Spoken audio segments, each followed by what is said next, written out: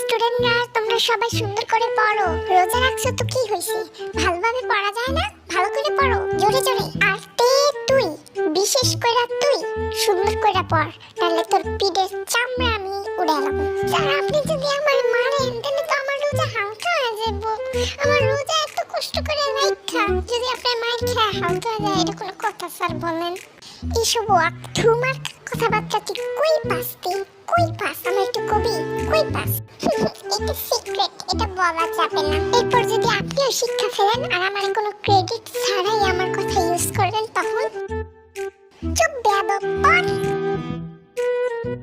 কারো কোনো সমস্যা আছে পড়ার ভিতরে? কোনো কোশ্চেন থাকলে আমাকে সাথে সাথে জিজ্ঞাসা করবে। স্যার অভিকর্ষ বল যে পৃথিবীটা আমাদের নিজের দিকে টানে, তার জন্য তো আমরা এখানে দাঁড়ায় আছি, তাই না? বলেন, পৃথিবীটা নিজের দিকে আমাদের টানে দেখে আমরা এখানে দাঁড়ায় আছি। তাহলে স্যার ভূত প্রেত জিন পরি ওদেরকে অভিকর্ষ বল টানে না নিজের দিকে?